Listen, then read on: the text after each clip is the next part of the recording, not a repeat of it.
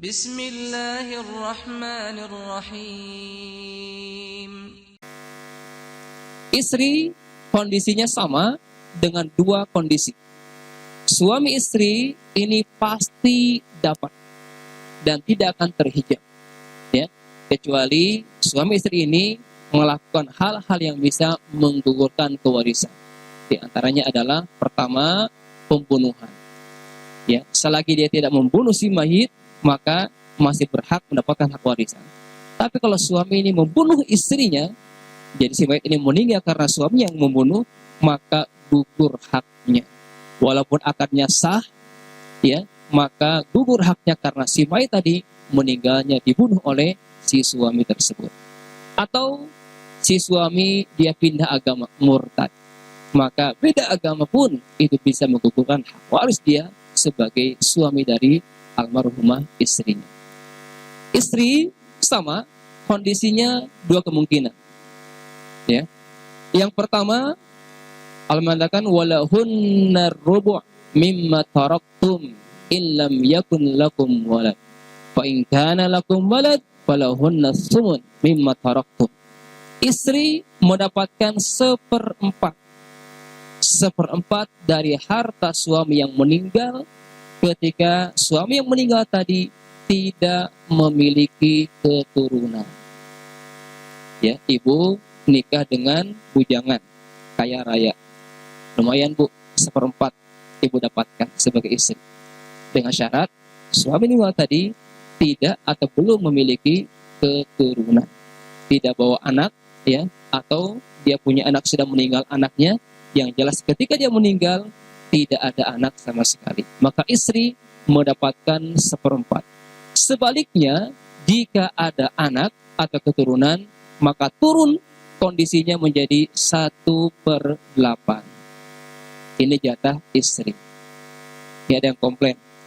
Wah, sedikit nih 1/8. Apalagi mohon maaf, bagian ini 1/4 atau 1/8 ini berlaku ketika suami berpoligami.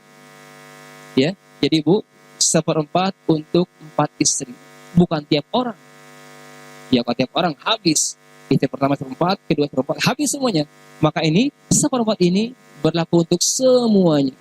Dan tidak ada bedanya hak waris istri pertama, 2, 3, 4. Semuanya sama, 1/4 dibagi 4. Begitupun yang 1/8 sama. 1/8 dibagi berapa bu? Dibagi 4. Nah, ini mungkin faedahnya poligami ya bu ya. Namun lihat di sini, jatah 1/4 dan 1/8 ini mungkin kelihatannya kecil. Ya, pernah saya ditanya, kenapa istri kok cuma 1/8? Sisanya buat siapa? Buat anaknya kan? Nah, disinilah. Ketika si suami meninggal, ya, istri yang hanya 1/8 itu hanya hak warisnya. Dilihat dulu. Lihat dulu kategori hartanya. Ada harta bawaan, ada harta dapatan, ada harta bersama. Dilihat dulu kategorinya apa. Kalau harta bawaan suami, ya hanya 1/4 dan 1/8 saja. Harta perolehan suami, ya hanya 1/4 dan 1/8 saja. Tapi kalau kategorinya harta bersama, di mana di sana ada kontribusi istri, maka sebelum bicara waris, pisahkan dulu berapa besar kontribusi ibu di aset tersebut, baru bicara waris.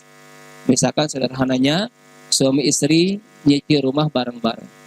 Ya, barang-barang di rumah seharga 1 miliar misalkan. Suaminya meninggal di luar.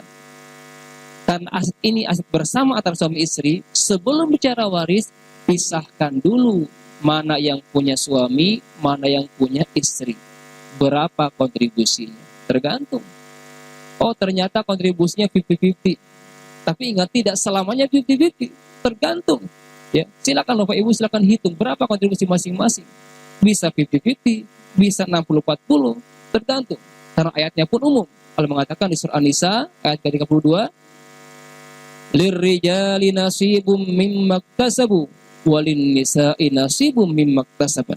Laki-laki mendapatkan bagian dari apa yang ia usahakannya, dan perempuan pun mendapatkan bagian dari apa yang ia kontribusikan.